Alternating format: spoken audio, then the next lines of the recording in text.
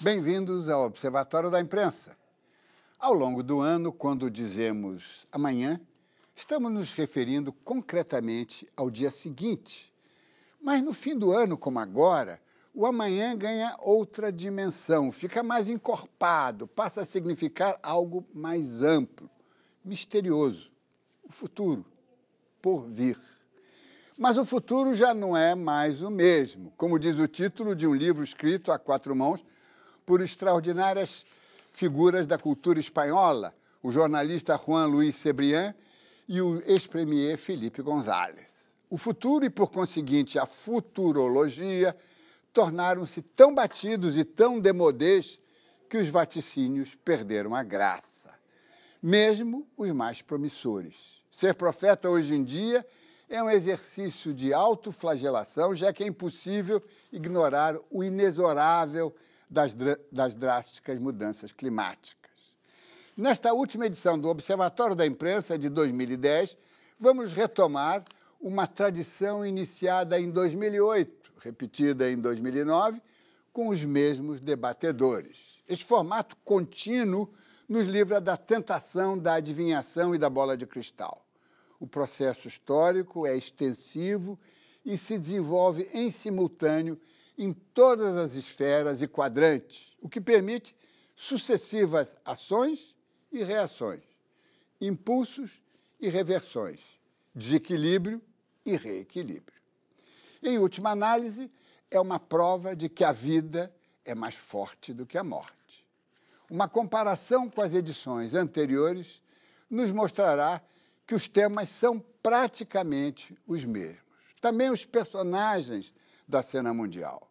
Se, por um lado, o agravamento e atenuações nos libertam do fatalismo e das superstições, por outro lado, esta grande máquina de equalizar os eventos só pode ser percebida, avaliada, com uma grande dose de paciência. Portanto, até amanhã, ou melhor, até o amanhã. Para entendê-lo e nos ensinar a conviver com o inevitável, temos aqui, nos estúdios da TV Brasil, no Rio de Janeiro, o professor de Filosofia Política, Renato Lessa, o economista e ecologista Sérgio Bessermann e o jornalista e escritor Cláudio Boiunga. Neste retrospecto prospectivo, evidentemente que temos que pegar o primeiro tema, é o que diz respeito ao Observatório da Imprensa, portanto, à mídia. E Cláudio Boiunga vai falar sobre o assunto, é jornalista, é formado em Direito, estudou Política Internacional no Instituto de Estudos Políticos de Paris, foi repórter, redator, crítico e correspondente internacional, é professor da PUC-Rio e escritor. Boiunga, o fato mais quente e que certamente vai se esparramar pelos anos vindouros, é esse vazamento massivo. Não chega a ser mais vazamento, eu acho que é uma enchente, né? É um tsunami de informações secretas ou não tanto tão secretas do Wikileaks, não é? Como é que você vê essa... Olha, eu acho um fato novo, realmente, muito interessante. Quer dizer, o primeiro comentário muito engraçado foi de um historiador inglês que disse que isso é o sonho do pesquisador e o pesadelo do diplomata, né? E, na verdade, é o seguinte, a gente tem que, primeira constatação é que quem tem que cuidar do sigilo são as autoridades, é o Departamento de Estado, é a CIA, é o Exército. A imprensa não tem nada que... A imprensa tem que publicar mesmo, e acabou-se. Uma das primeiras coisas que a gente nota no que saiu não é tanta novidade assim. Existe o lado fofoca, que é a coisa informal, de chamar esse aqui de Berlusconi, o chefe faz orgia e tal, mas isso não importa. São poucas as revelações fortes. Uma delas é aquela em que lideranças árabes do Egito, da Arábia Saudita, estariam convocando os Estados Unidos a intervir no Irã. Isso os deixa muito mal, porque, afinal de contas, o mundo islâmico, persas e árabes, pega mal isso para eles. O resto não é tanto assim, a gente já sabia um pouco. Mas eu achei uma coisa muito interessante, Diniz, é que você começa a reparar que a confidencialidade e o segredo, em grande parte das vezes, é usada de forma indevida. Quer dizer, a alegação de segurança nacional não procede. Isso virou um abrigo para uma série de malfeitos, claro, de desvios, que se apegam a essa história. E não há como a gente não lembrar do caso dos papéis do Pentágono. Os papéis do Pentágono, de 69, se não me engano, em que o Ellsberg abriu a coisa. E eu acho importante, porque lembrar que a Suprema Corte, nesse caso, deu total razão à imprensa. O Estado alegou, disse, não, isso aqui é violar segredo do Estado, é inconstitucional, não sei o quê, tal. E a Suprema Corte, num voto, eu acho absolutamente deslumbrante, sempre fechando com a imprensa e com a liberdade institucional, claro, com o cidadão, diz que não, era preciso provar que a imprensa tinha má intenção em fazer o que fez. Ela avaliou e disse, não, isto tem interesse público e mandou a brasa. Portanto, eu acho que essa avaliação agora, o público vai ver claro, o que está sendo escondido sem merecer ser escondido e o que realmente é preciso. Só para terminar, o australiano, numa entrevista que eu vi, dizia que ele não põe tudo. Há coisas que põem a vida dos outros em perigo, ele está evitando. Sérgio Besserman Viana é economista e ecologista, presidente da Câmara de Desenvolvimento Sustentável da Prefeitura do Rio de Janeiro e professor de economia da PUC Rio de Janeiro. Foi presidente do IBGE e diretor de planejamento do BNDES. Escreveu diversos artigos publicados em temas relacionados com economia, história e meio ambiente. Sérgio, pegando ainda esse assunto, mas esse vazamento massivo, não é, que perde, inclusive, banaliza até a importância das notícias e o caráter secreto, quer dizer, passa a não valer muita coisa, tem a ver também com esse processo, as novas tecnologias, em que a massa de informação produz uma fragmentação tão grande do noticiário que ninguém consegue juntar os cacos. Como é que você vê essa... Esse é um problema ainda maior. Sobre o vazamento, eu concordo inteiramente, mas não custa lembrar que já existe tecnologia para essas mensagens serem passadas sem risco de vazamento. É possível escrever num papel, fechar bem dentro de um envelope e mandar um diplomata entregar, ao invés de passar o telegrama, o e-mail ou deixar disponível nessa rede a que o Diniz fez referência. São dois grandes problemas. Um é a perda da privacidade. A nossa própria definição de espaço público, de rua, era justamente a possibilidade de ter uma vida pessoal privativa, e isso, desse mundo moderno, está colocado em questão. E o outro é que excesso de informação não necessariamente significa que o conhecimento se amplia. Muito antes da internet, das redes virtuais, há um personagem genial de Jorge Luiz Borges, o Funes, num pequeno conto, que era um sujeito que lembrava de absolutamente tudo. O que é que você almoçou na segunda quinta-feira de 1962? Ele foi arroz, couve frito. E, literariamente, o Borges demonstrava que ele era tão incapaz para a vida quanto alguém que não lembrasse de absolutamente nada. Faz parte da consciência e da mente humana lembrar e escolher aquilo que esquecer. E, realmente, essa disponibilidade total de informação num ambiente cultural desprovido de base, de visão de fundo, é um dos grandes problemas do mundo moderno. Obama, de certa forma, é uma reação a isso. É um scholar na presidência da República. Mas o mundo inteiro está às voltas com isso. MBAs norte-americanos estão em crise, reorientando sua grade, seu currículo, no sentido de prover mais aqueles que serão os líderes, os gestores do futuro, de visão estratégica, de visão de fundo, ou, se me permitirem, de uma maneira mais simples, que eu acho que todos concordaríamos, que tenham lido mais livros. Né? Renato Lessa, cientista social, professor titular de Teoria Política da Universidade Federal Fluminense, presidente do Instituto Ciência Hoje, pesquisador associado do Instituto de Ciências Sociais da Universidade de Lisboa. Renato, mas esse processo, esse vazamento contínuo, que agora não vai mais parar, né, porque é um processo irreversível, agora ele já promete que vai devassar ou vai vazar os arquivos de um banco americano, né? E com isso aí tem um problema, né? O sigilo bancário, que ainda é uma coisa preservada, não é? Como é que você vê esse processo, a dinâmica dele, assim, elevada à potência N, né? Acho que, em primeiro lugar, quer dizer, a ideia de sigilo, né, que é tão fundamental para a constituição assim, do sujeito histórico moderno, do homem moderno, do ser humano moderno, ela está se tornando obsoleta rapidamente, né? As tecnologias de inspeção da vida dos cidadãos disponíveis, por exemplo, pelo Estado, são devastadoras, né? Nós nem sequer conseguimos supor, né, o que os Estados, no modo geral, detêm como técnica de inspeção a seu dispor, né?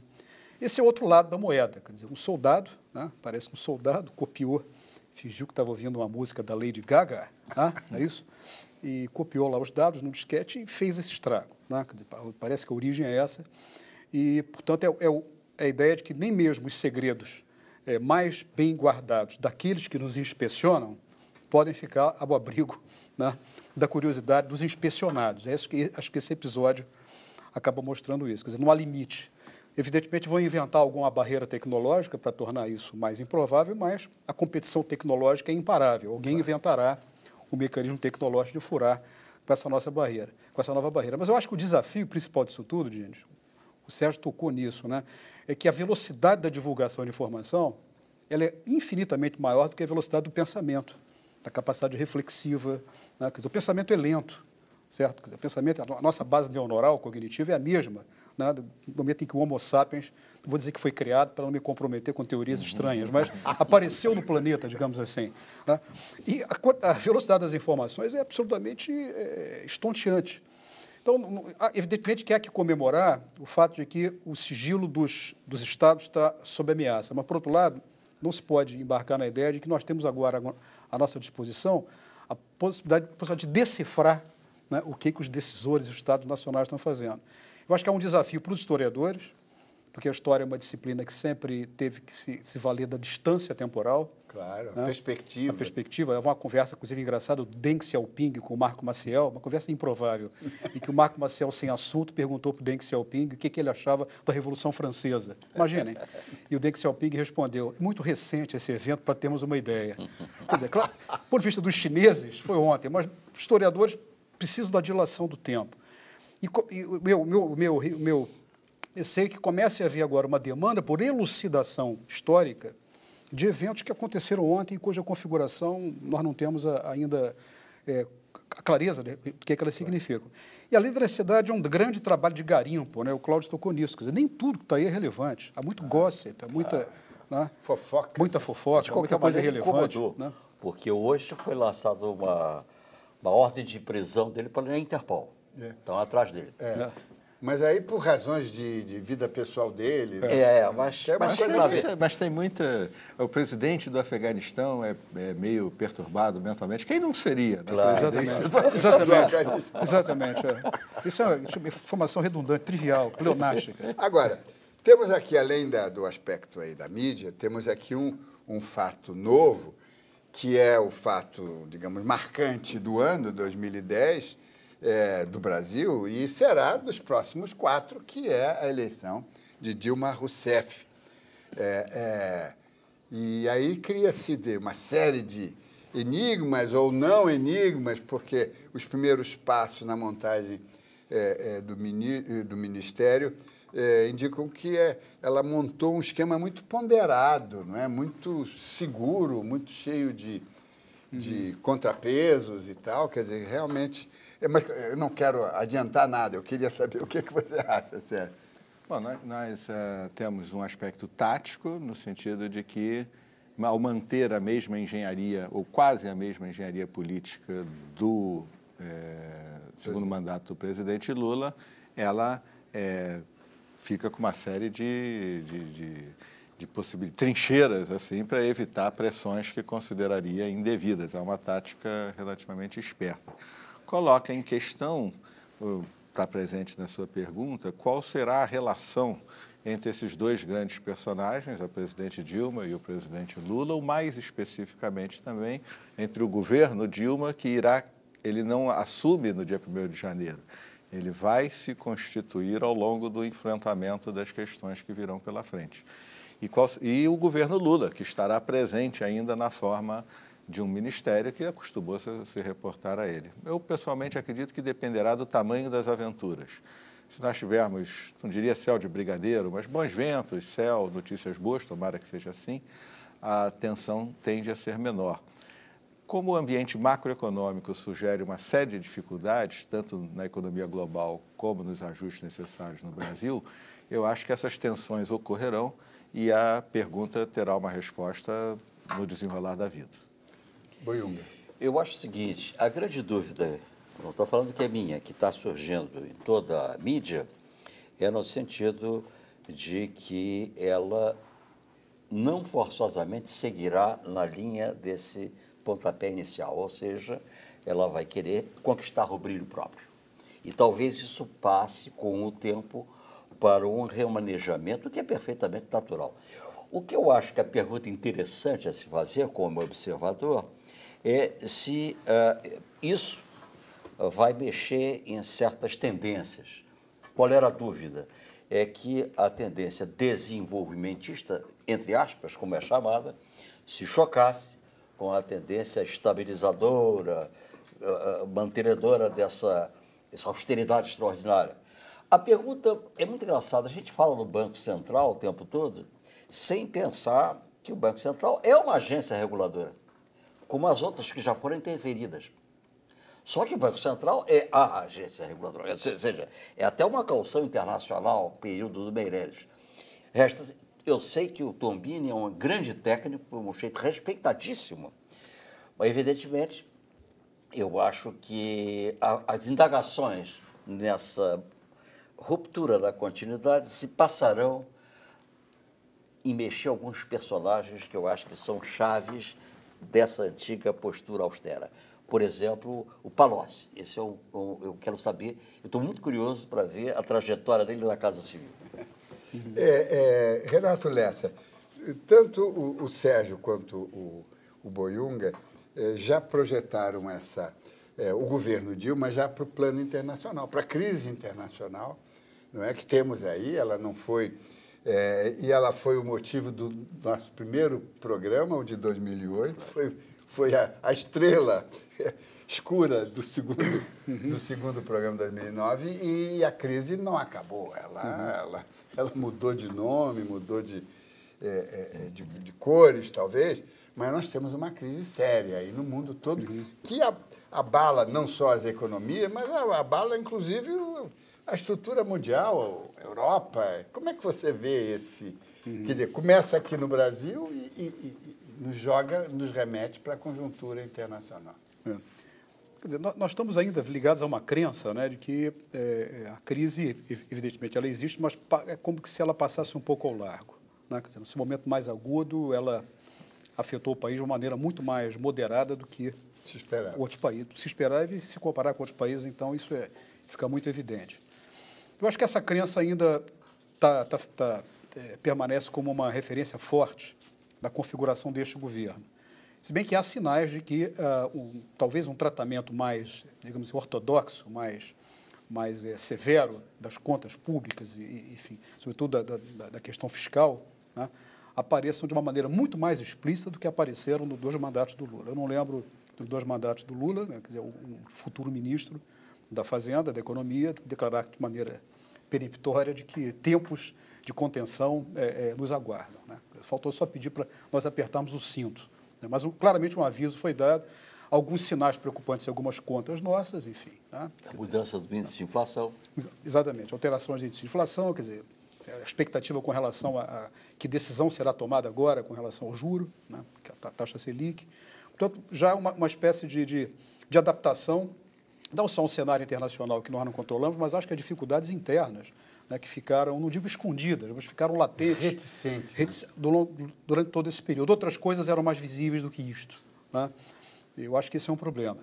Eu acho que isso tem um reflexo político importante, porque Dilma herdou votos de Lula, mas não herdou carisma, não herdou biografia, não herdou o significado simbólico e sociológico que Lula teve na história contemporânea brasileira.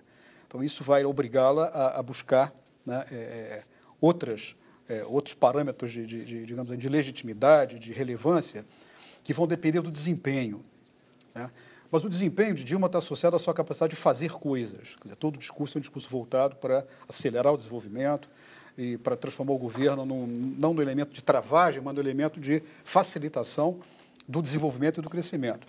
A combinação disso com o imperativo da contenção e de uma certa ortodoxia, eu acho que podem criar um ambiente, não digo nefasto, para não acabarmos de 2011, 2010 com nuvens de neblina, difícil, cauteloso. Quer dizer, é uma novidade isso. Isso não esteve na nossa agenda desde o primeiro governo Lula. É a primeira vez que esse tema se põe de maneira muito forte, né?